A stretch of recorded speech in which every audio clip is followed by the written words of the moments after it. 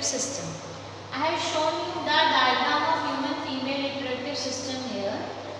I have to explain you that the human female reproductive system is consisting of 4 divisions, in which first one is our ovary, next second one is fallopian tubes, third is our uterus and fourth is our vagina.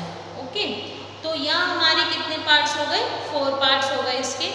तो next we are going to discuss that what is ovary. ठीक है, ovary क्या होती है? हमारे पास क्या होता है, फीमेल रिप्रोडक्टिव सिस्टम की हम बात कर रहे हैं, तो इसमें 1 पेयर यानी 2 ओवरीज प्रेजेंट होती हैं. एब्डोमेन, लोअर एब्डोमिनल में दोनों साइड्स यूट्रस के, यूट्रिन कैविटी के 2 ओवरीज यानी 1 पेयर ऑफ ओवरीज पाई जाती हैं. ये जो दोनों ओवरीज हैं, इनका मेन काम क्या है?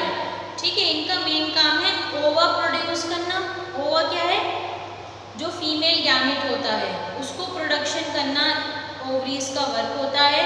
तो ये जो ओवरीज हैं, ओवरीज में जब फीमेल गर्ल जो होती है, जब वो मदर के वॉर्म में होती है, जब उसका डेवलपमेंट हो रहा होता है, तभी उसके अंदर 4 लाख आपके जितने भी फॉलिकल्स होते हैं, ग्राफियन फॉलिकल्स जितने होते हैं, यानी जिनके अंदर ओवा मैच्योर होता है, वो 4 लाख डेवलप हो जाते हैं. और जैसे ही प्यूबरिटी तक पहुंचती है कोई गर्ल, तब उसके पास डीजनरेट होते होते वो 60 से 80,000 तक ओवा बचते हैं. ठीक है, तो ओवा की हम बात कर रहे हैं. तो ओवरी जो है हमारी, वो क्या है?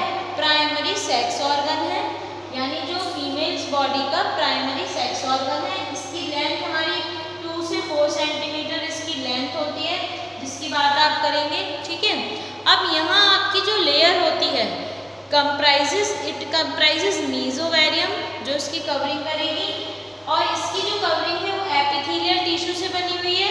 एपिथेलियल टिश्यू के नीचे आपको क्या मिल जाएगा? ट्यूनिका एल्ब्यूजिना. ट्यूनिका एल्ब्यूजिना कनेक्टिव टिश्यूज के बारे में आपने पढ़ा है पहले, टिश्यूज चैप्टर में 9th में भी पढ़ा है, 11th में भी पढ़ा है. ठीक है, 11th में बच्चे पढ़ते हैं इसके बारे में, 9th में पढ़ते हैं. तो जो पूरा डिस्कशन होता है उसमें कनेक्टिव टिश्यू जो है वो क्या करते हैं? कनेक्टिव टिश्यू का वर्क होता है 2 ऑर्गन्स को आपस में अटैच करना.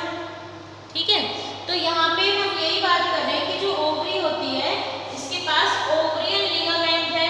ठीक है, और ये इसके पास ट्यूनिका एल्ब्यूजिना है जो कनेक्टिव टिश्यू का काम करता है. ठीक, तो ये आपका पूरा ओवरी के बारे में था. इसका वर्क क्या है? oocytes को रिलीज करना. जो ओवरी होती है वो यहाँ पे क्या रिलीज करवाएगी? oocyte रिलीज कराएगी. इसके पास ग्राफियन फॉलिकल्स होते हैं. जो ग्राफियन फॉलिकल्स होते हैं वो जो डेवलपिंग ओवा होता है उसको नरिशमेंट प्रोवाइड करते हैं, उसको फूड प्रोवाइड करने में हेल्प करते हैं सारे ग्राफियन फॉलिकल्स. मेच्योरिटी तक उसको क्या होता है वर्क पूरा. मैं आपको एक बार ये समझाती हूँ कि जैसे डेवलपमेंट शुरू हुआ, ओवा आपकी बॉडी में जब फीमेल एक होती है, उसकी बॉडी में क्या होते हैं? ओवा होते हैं. जब वो टिल बर्थ, उसकी बर्थ से ही होते हैं, जन्म से पहले ही उसके अंदर डेवलप हो चुके. प्यूबरिटी के टाइम पे एवरी मंथ क्या होगा? ओवा का रिलीज होना स्टार्ट होगा. ठीक है, और ओवा का रिलीज जब होगा, ओव्यूलेशन बोलेंगे उसको पीरियड को. ठीक, अब इसी में हमारी क्या आ जाती है? एक मेंस्ट्रुएशन साइकिल आ जाती है. ठीक, मेंस्ट्रुएशन साइकिल में क्या वर्क है आपका? कि जब प्यूबरिटी के बाद फीमेल की जो यूट्रिन कैविटी होती है वो खुद को प्रिपेयर करती है रिप्रोडक्शन के लिए, यानी प्रेगनेंसी के लिए.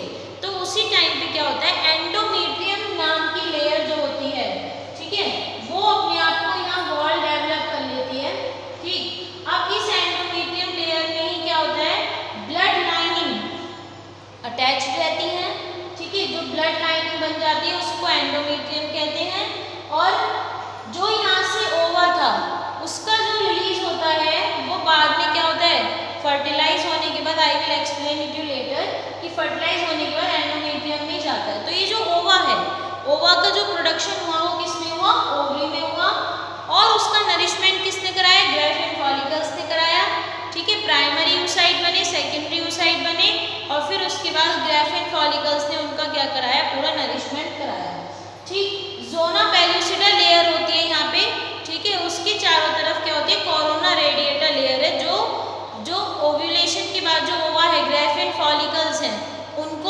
प्रोटेक्शन का वर्क करेगी।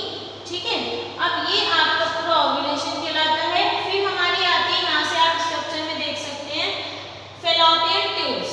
ये पूरी स्ट्रक्चर आपको दिख रही है किसकी? फेलोपियन ट्यूब है। फेलोपियन ट्यूब को हमने 3 पार्ट्स में डिवाइड किया है, इस्थिमस, एम्प्यूला एंड इन्फंटिबुलम। जो एम्प्यूला होता है वो फेलोपियन ट्यूब का ब्रॉडेस्ट पार्ट होता है, वाइडेस्ट पार्ट होता है सबसे ज्यादा। अब ये इन्फंटिबुलम और यहाँ पे आपको फिम्ब्रिए यानी फिंगर लाइक प्रोजेक्शन दिख रही है। ये फिंगर लाइक प्रोजेक्शन ओवरी के ऊपर अपने आप की कवरिंग रखती है। जैसे ही यहाँ से ओवा रिलीज होता है, ये फिंगर लाइक प्रोजेक्शन उसको ग्रैब कर लेती है, रिसीव करती है और यहाँ से ओवा चलता है इन्फंटिबुलम, एम्प्यूला और इस्थिमस से होता हुआ। ये पूरी क्या कहलाती है? फेलोपियन ट्यूब कहलाती है आपकी। तो जो ये होती है फेलोपियन ट्यूब, यहाँ से यहाँ तक की जो स्ट्रक्चर है 10 से 12 सेंटीमीटर लॉन्ग स्ट्रक्चर होती है। ठीक, फिर आपका पार्ट आ जाता है यहाँ आपके आगे यूट्रिन कैविटी, यूट्रस जिसको आप बोलते हैं। ठीक, यूट्रस क्या है? आपकी पूरी जिसके अंदर डेवलपमेंट होता है, इसको वॉर्म भी कहते हैं। जो डेवलपिंग एम्ब्रियो होता है वो इसी कैविटी में रहता है, इसलिए यूट्रस को वॉर्म के नाम से भी जानते हैं। ये यूट्रिन कैविटी है। ठीक, ये आपकी यूट्रिन बॉडी आपको पूरी दिख रही है। जो यूट्रस होती है इसके पास 3 वॉल हैं। Outer layer it is called पेरीमीट्रियम, middle myometrium and third one जो इनर मोस्ट लेयर है दैट इज एंडोमेट्रियम। ठीक है, अब पेरीमीट्रियम आउटर कवरिंग हो गई। अब मायोमीट्रियम क्या है? मायोमीट्रियम देखिए, जब जिस टाइम पे प्रेगनेंसी होती है, तब जब बर्थ का टाइम आता है, तब उस टाइम पे जो पूरा प्रेशर लगाने का काम होता है, यानी उसको बहुत तेजी से ये क्या करती है, कॉन्ट्रैक्शन देती है यूट्रिन कैविटी को, वो मायोमीट्रियम होती है। अब जैसे ही यूट्रिन कैविटी कॉन्ट्रैक्ट होगी, जो यहाँ पे डेवलपिंग एम्ब्रियो होगा वो यहाँ से बाहर आ जाएगा। ठीक है, तो इसका मेन काम हो गया कॉन्ट्रैक्शन। और एंडोमेट्रियम का मेन काम वर्क क्या है? यहाँ पे जो मेन वर्क है एंडोमेट्रियम का वो है एम्बेडेड ऑफ डेवलपिंग एम्ब्रियो। जो एम्ब्रियो डेवलप हो रहा है, एम्बेडेड यानी अटैच होना, वो एंडोमेट्रियम में ही अटैच होता है। आपको बाहर यहाँ आते दिखेगा सर्विक्स दिखेगा, फिर यहाँ आपको दिखेगी वेजाइना। जो पूरा वेजाइना होती है ये मेन कॉपुलेटरी ऑर्गन होती है, इसको बर्थ कैनाल भी कहते हैं। ठीक है, जो मेल रिप्रोडक्टिव ट्रैक्ट से स्पर्म का ट्रांसफर होता है वो वेजाइना के थ्रू ही होता है, और जो डेवलप्ड एम्ब्रियो होता है वो भी यहाँ वेजाइना से ही बाहर आता है। ठीक है, अब इस वेजाइना के बाहर एक लेयर होती है जिसको आप हाइमन कहते हैं। ठीक है, ये कवरिंग होती है वेजाइना की, वेजाइनल ओपनिंग की कवरिंग होती है। ये हमने जो समझा, इसका पूरा स्ट्रक्चर समझा ह्यूमन फीमेल रिप्रोडक्टिव सिस्टम का। 4 पार्ट थे आपके। सबसे पहले ओवरी थी, फेलोपियन ट्यूब थी, यूट्रस थी और वेजाइना थी। ठीक है, हमने इन सब के स्ट्रक्चर्स के फंक्शन समझे। अब मैं आपको यहाँ समझाती हूँ थोड़ा सा डेवलपमेंट इसी के साथ, कि जैसे ही यहाँ से स्पर्म एंटर होते हैं, ठीक है, स्पर्म एंटर हुए, वो यहाँ से सीधा कहाँ पहुँचते हैं? फेलोपियन ट्यूब्स में। स्पर्म जैसे एंटर होंगे वो कहाँ पहुँचेंगे? फेलोपियन ट्यूब में पहुँचेंगे। जैसे फेलोपियन ट्यूब में स्पर्म की एंट्री होती है तो यहाँ से क्या निकलता है? ओवा निकलता है, और इन दोनों का फर्टिलाइजेशन कहाँ होता है? एम्प्यूला इस्थिमस जंक्शन में। ठीक है, यानी जो मेल और फीमेल रिप्रोडक्टिव गैमेट्स हैं, ओवा और स्पर्म है, उनकी मेटिंग कहाँ होगी? एम्प्यूला इस्थिमस जंक्शन में। यहाँ क्या बन जाएगा? जायगोट बन जाएगा।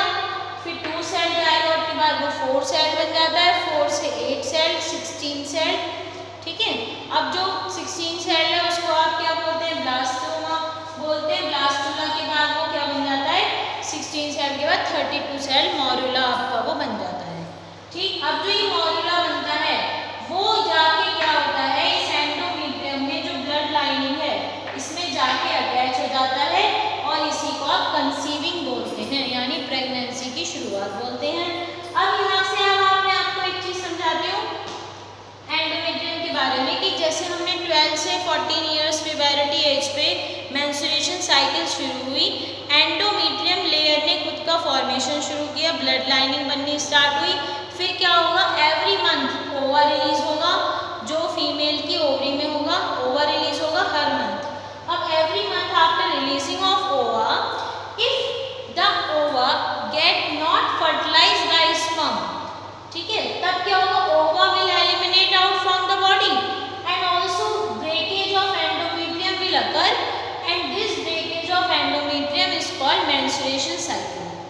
ठीक है, ब्लड लाइनिंग की फॉर्म में ही निकलेगा। लेकिन अगर एग फर्टिलाइज हो जाता है और फर्टिलाइज हो जाता है तब उस टाइम पे क्या होता है, इस एंडोमेट्रियम का ब्रेकेज नहीं होता, इसी वॉल में जाके वो एम्बेड हो जाता है जो आपका मोरेला है।